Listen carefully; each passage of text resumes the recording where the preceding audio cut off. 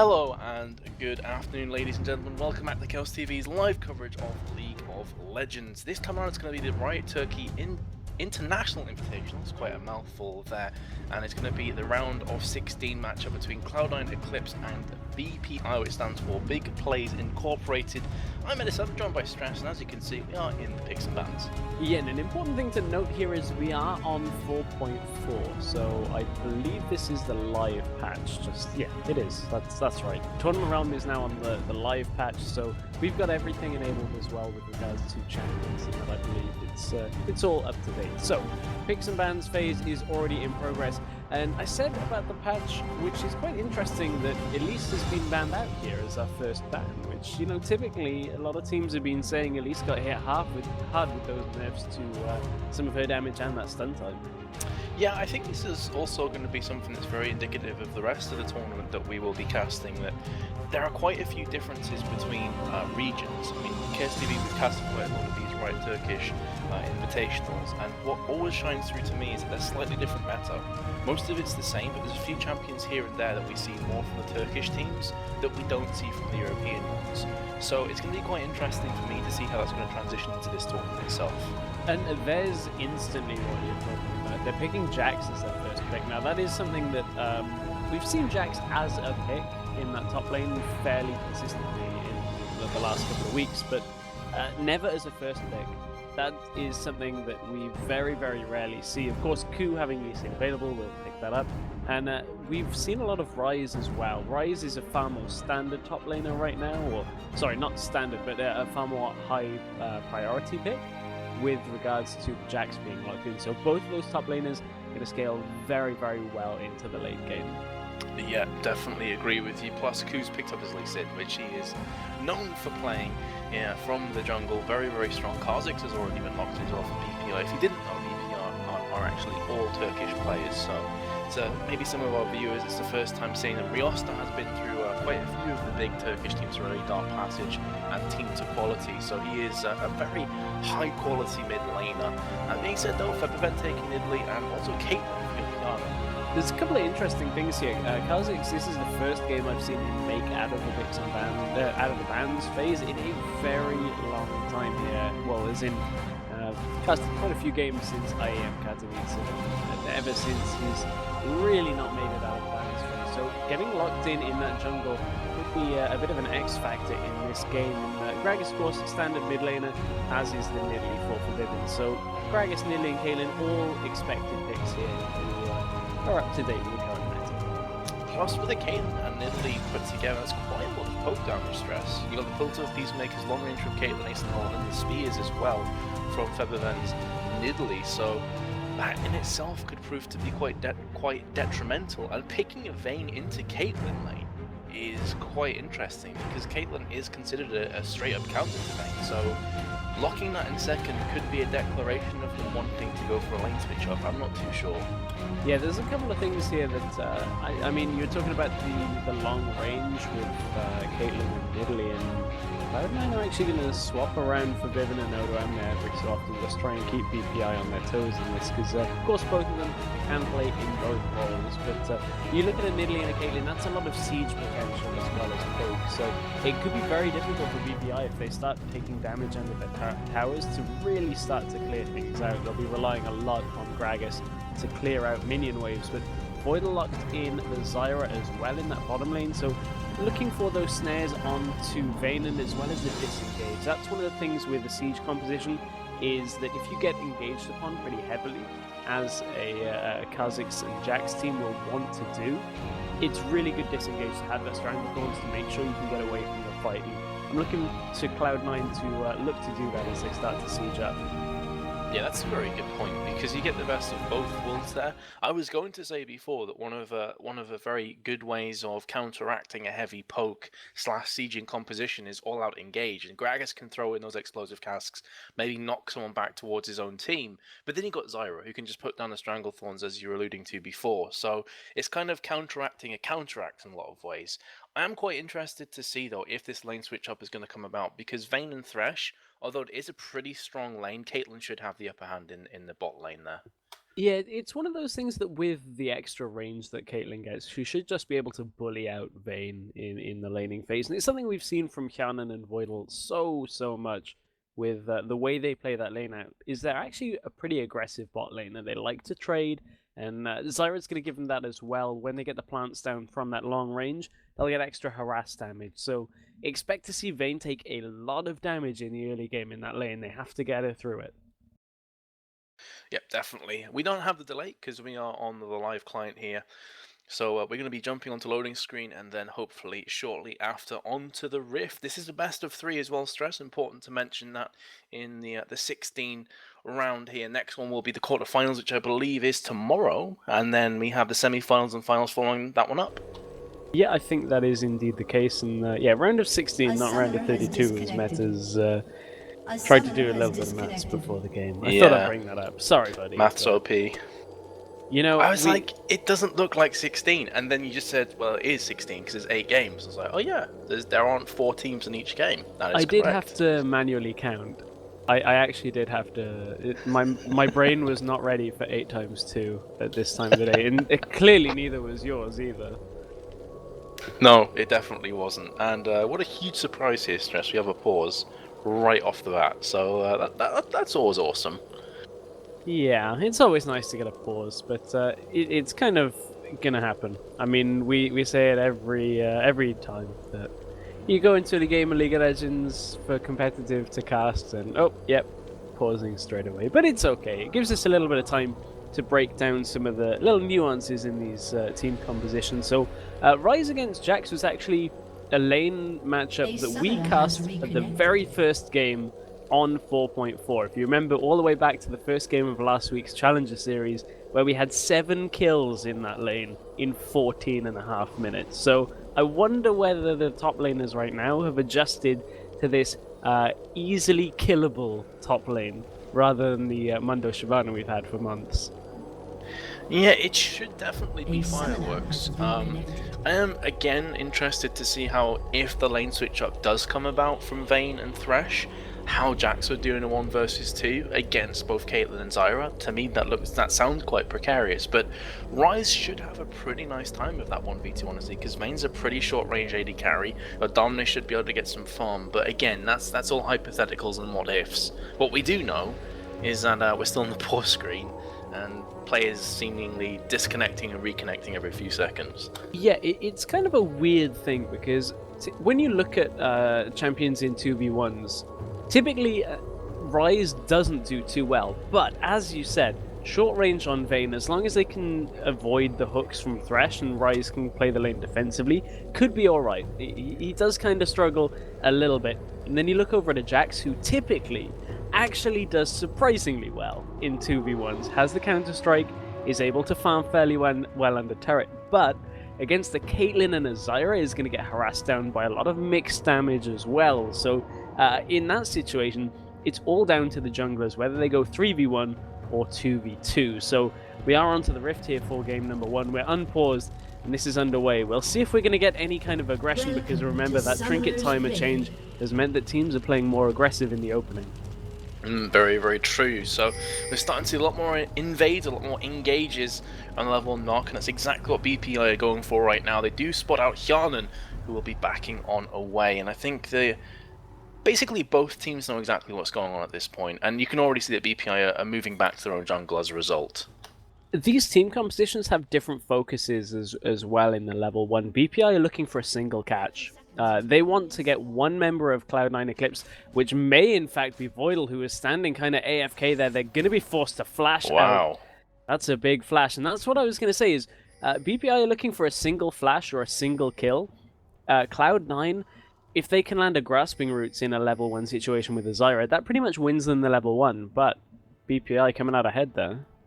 It's quite surprising to me that Voidal would get caught in that position. It almost seemed like he was semi-AFK. Because he just didn't react very quickly, and as a result was forced to flash away. And, you know, Voidal is playing a very immobile support that's actually quite squishy in the early levels as well, so without having that flash stress, that's pretty significant.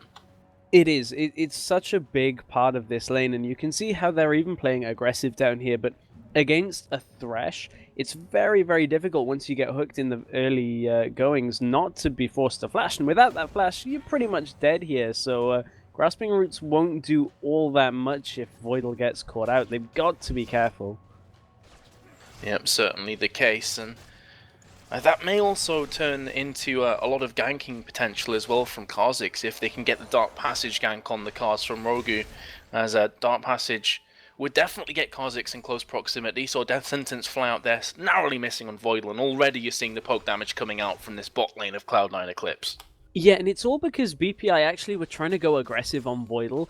The one thing they can't be lulled into is over-aggression because that flash is down. Yes, you want to capitalize on that summoner ability not being there, but the problem is Voidal knows that he is now able to play a little bit more risky with the fact that BPI are going to try and push it. So you can see him taking this position to get the plants around the side, because that turret isn't going to aggro onto him until that damage lands. He can get around from the side, and Hyanen's able to output a lot of damage, and Vayne getting zoned out 10 CS to 3 already.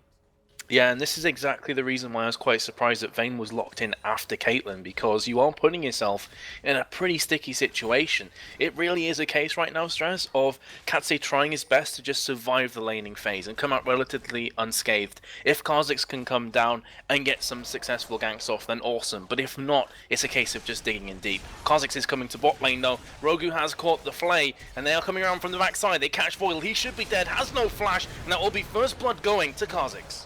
That was really well worked out by the BPI bot lane. Ooh, Hyanen picks himself one up from Katsa sticking around a little bit longer, but that was really well worked. And to be honest, they shouldn't have been able to get that because it was warded out already.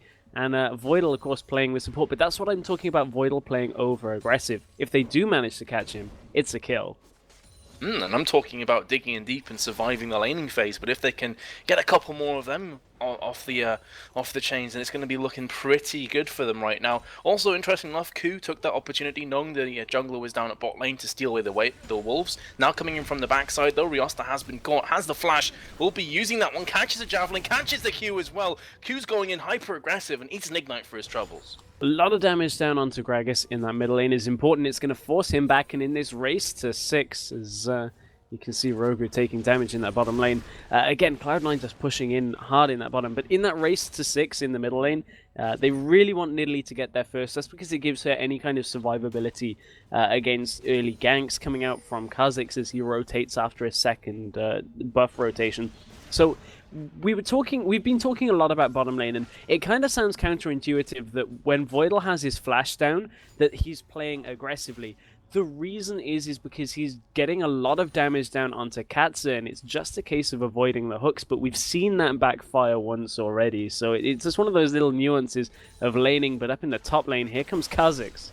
Looking for that second kill. Daniel forces the flash from Odamne. Here comes a flash from Padden. They will be picking up that second kill. And importantly, it goes to Padden. So that's Jax already off on a roll.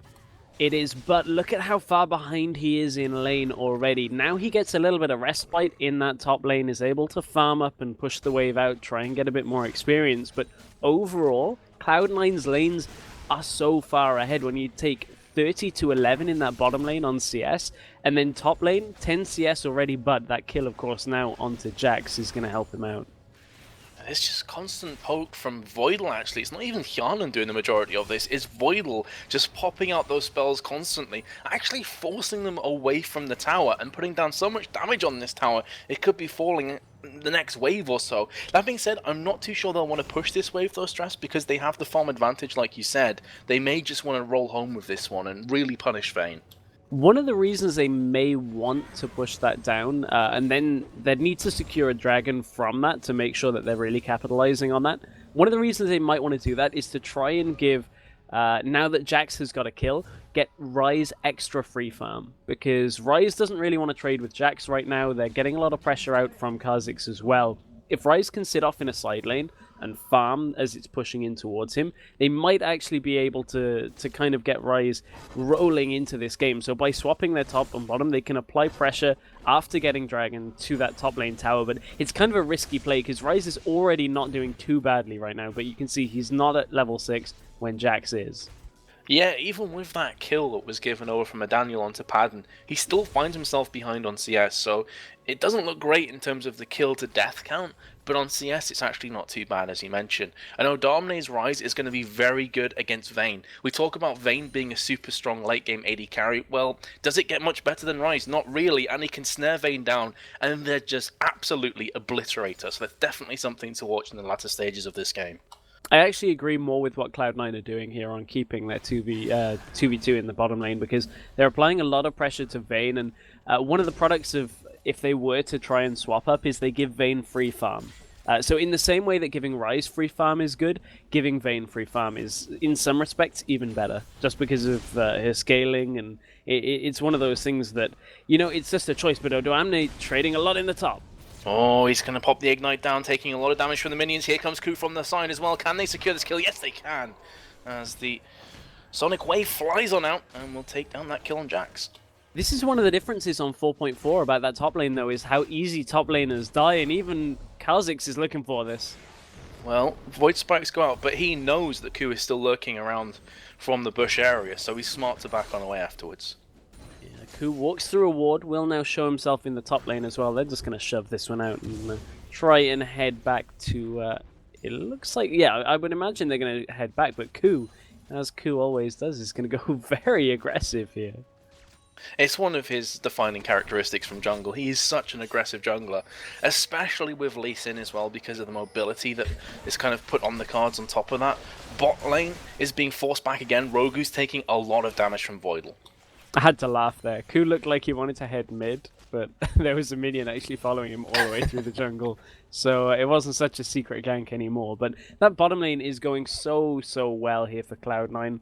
Not only have they got the CS lead, but that kill as well. Now they're invading on the red, but you look at the item disparity in bottom lane. BF sword Caitlyn. Caitlyn already doing well against Vayne just from having the range, but now those auto attacks are really going to chunk hard, and that's difficult to deal with. They need to somehow get Vayne to get some free farm and get into this game. Yeah, again, top lane is going at it head-to-head. Counter-Strike does not land. That's a big chunk of damage off the cards for Padden. But also, as you're talking about there, BF Sword for Caitlyn, Doran Shield and Longsword for Vayne. So that's a massive difference in terms of raw damage output. And that Doran Shield really is to just try and stabilize this laning phase, just to get Vayne a bit of extra survivability in the lane and transition towards the mid-game. Yeah, BPI forced to donate jungle over to Vayne at this point, and I mean, typically this early on you still have the tower, so you're still farming in lane, and it's a safe area to be in. So it's very early for the bottom lane to really just be taking a back seat in this one and say, okay, well, we can't farm our lane, we'll just get the jungle instead. That's so early for that to happen, and once again, top laners going back at it. But this time, you know, on 4.4, as we said, there's more damage in that top lane, more likelihood to die, but it's middle lane where this fight's happening. Yeah, Ku coming in again. Sonic Wave has landed, going for the Resonating Strike. Dragon's Rage as well, not quite enough damage, not calculating that one successfully. And in actual fact, going to be jumping back on this one. There's the long-range Sonic Wave combo from Ku, nearly taking down a Daniel. But somehow, someway, nobody dies, but my goodness, those mechanics. Ku just flying halfway across the map by the looks of that one. Spear is gonna land for Bivin, landing another one of those needly spears. That's setting up his lane very nicely. Oh, for sure. That's actually going to put him on 1.5k, so it could be around the 1.6k mark before he goes back, or depending on how long he wants to stay in lane. So, do you think he'd go for the Athenes and Holy Grail first, or maybe needlessly large reward just for the extra damage? That's a really good question, because then it's down to kind of player style. He just got a reset on that blue buff, so if he really wanted to play greedy, he could skip the Athenes for now. Typically we see, though, Nidalee requiring the Athenes and a needlessly large rod before she hits her damage peak, and those spears start doing a lot of damage. It just depends on whether Forbidden wants to be greedy here. Knowing he's going to get a blue rotation fairly soon of his own, he may skip the Athenes and go straight for that flat damage. Yeah, and there's not a great deal of threat either, because he knows the Gragas ultimate's going to be up in a few more seconds, but still, he's got that Chalice of Harmony, and Riosta's not really putting up the damage, and he's eating so many javelins as well. He just came back from spawn, he's already down to a third HP.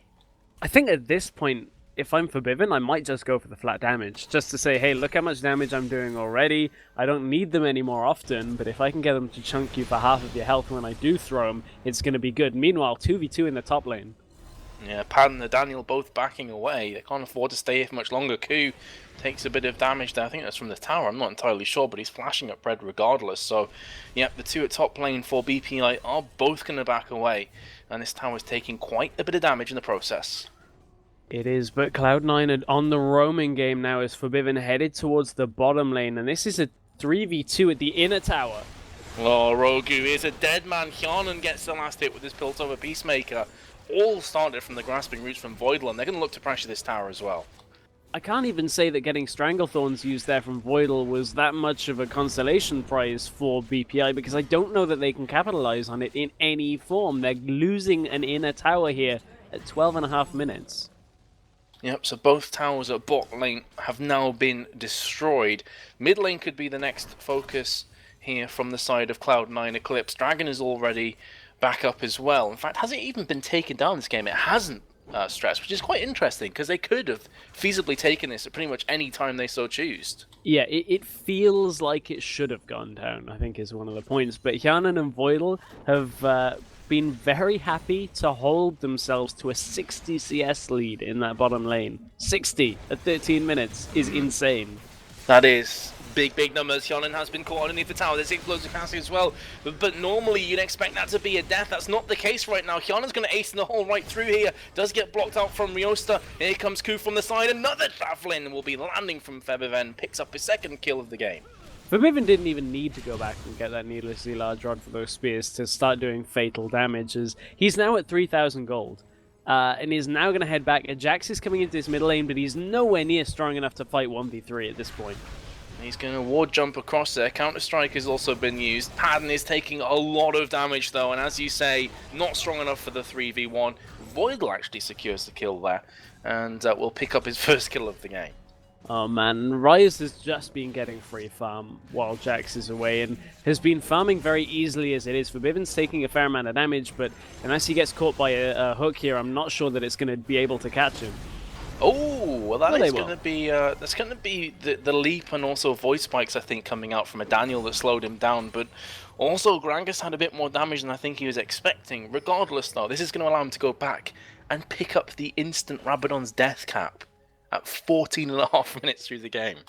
Yeah, not too often you see that one, but Dragon Attempt being started by BPI, and also Forbidden had Barrier there, chose not to use it, so I was kind of not expecting the Gragas damage myself. I think that caught him off guard. Now Thresh is kind of stuck in this pit, gets given the hook, the ride over, but not enough. Yeah, BPI seem caught in two minds whether to go or stay, and doing so, they're actually getting obliterated from Odomne and Ku. Here comes the flash in. Riosta's taking the brunt of the damage. Acing the hole out from Caitlyn as well. Not doing that much damage, though, to Katse, who, remember, does have that door and shield. Now going to be trying to mechanic his way out of this one. Picks up the one kill. Can they get the second on Ku? Yes, they can, but at the cost of Kha'Zix's life.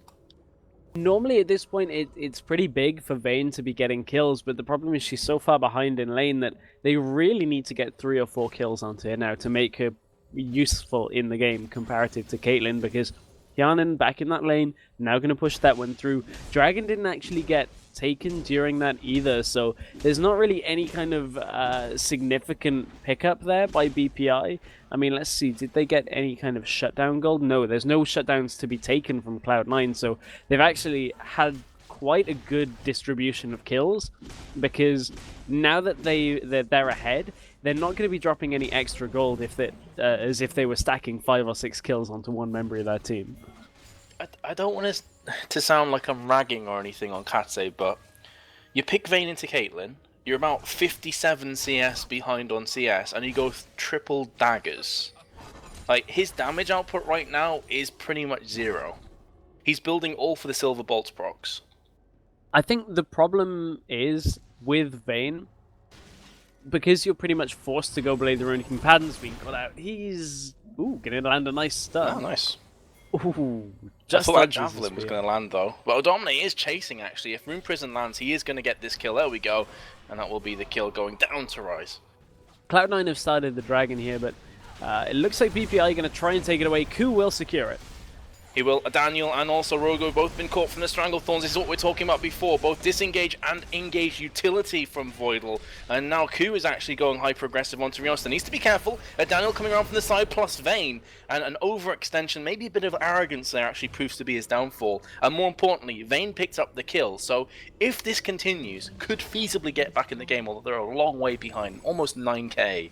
Yeah, in fact, we'd exactly be needing 9k. We'd be needing a 50-minute epic for that kind of comeback, but it isn't off the cards. I mean, to give that small amount of hope that it is there. But one of the things that I was going to say is that something that's actually been characteristic of Ku fairly recently is that he's been playing overly aggressive a lot, has been dying a lot in games as well. This game, obviously, didn't even get the chance to pass that one over. This game, he's not at that point yet, or I don't expect to get to that point, but there's a flash of that, and it's something that Ku gets punished a lot for. Yeah, take this one away, Stress. My phone's actually going off. Oh, okay. Nice to see that yeah, you could at least put it on silent. But tower going down in favor of Hyanan is going to give Cloud9 even more of a lead, and I mean, Cloud9 are going to take an inhibitor at 17, nearly 18 minutes into the game. It will pretty much be on the 18-minute mark, but that does in fact go down. But they are just so far ahead from their laning phase. Ku picks up the kill onto Cats. It didn't even see that when it was down in the bottom lane. And BPI already forced back into their own base. This is a tough game to stomach for any BPI fans that are watching. I'm back. I can only apologise for that. I didn't realise that my girlfriend's phone was right next to me, so I hope you didn't hear any of that. Did you? He says girlfriends. We all know that was your Taylor Swift ringtone, Vince. Oh, of course. Yeah, it was mine. Oh, Did I miss anything? You can at least own up to that. You missed an inhibitor going down. That was eventful. I guess it's kind of to be expected, though, because if you look at the side of BPI, in fact, they're going in here. Baden is taking, well, I was going to say taking the point, but it's pretty easy for Nidalee to just escape from that one big chunk from the Javelin. I was going to say they've got quite a lot of wave clear from the likes of Gragas, but when you're this far behind, does it really matter? It helps, but it's kind of like trying to use a bucket on a sinking ship to bail water. So a point that you made earlier about the daggers from Vayne, which I actually wanted to comment on, was the fact that on Vayne you pretty much have to go Blade of the Rune King these days. It's just such a good item on Vayne that really there was no choice other than to buy two, but then like the third is for Boots, but you're already under so much damage that you know you can't be in range that Boots would help you get away. So it's kind of one of those damned if you do, damned if you don't situations, that it's not giving you damage, you don't get the mobility, but here's the hook. Oh, the hook lands on Voidal. They do get that early kill, but the exchange of a double kill from Rise. Now they're looking to push past the tower. They pick the tower up. Javelin fires on through from Featherben. Ace in the hole as well from Caitlyn. Will be securing the kill on Gragas. That's already a rampage in from Caitlyn. 4-0. It's going to be the second inhibitor. In fact, will they try and finish the game here? Because there's 4 players down, 2 of which are down for 20 plus seconds. I think they actually might, and that's not something we say a lot at 20 minutes into the game. I have a feeling this is a case of that Nexus tower is going to go down in the Nexus, or it's going to start zooming over anyway, because I hate to say that in games. I honestly do, but I don't think there's any way of them stopping Cloud9 from here. Nope, Nexus will be going down, and actually Cloud9 just playing with their food a tiny bit here, which we've seen in the past come back to bite some teams in the backside, but that's not going to be the case here. Nexus has gone down, first game in this best of 3 going very convincingly in the end to Cloud9 Eclipse.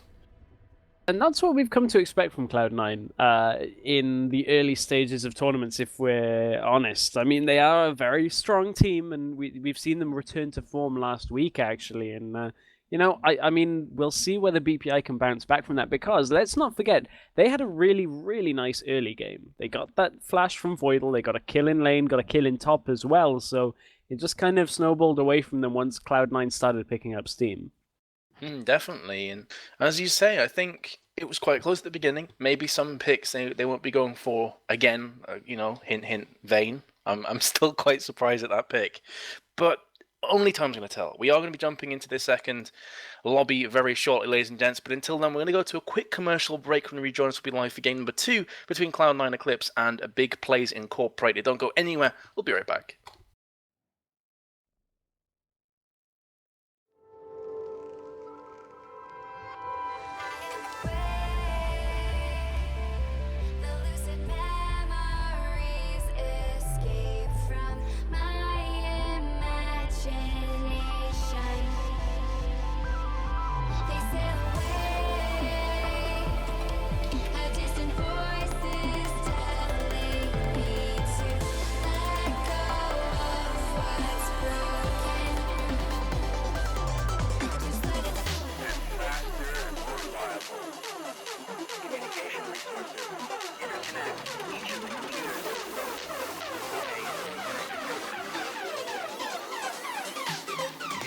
Flash.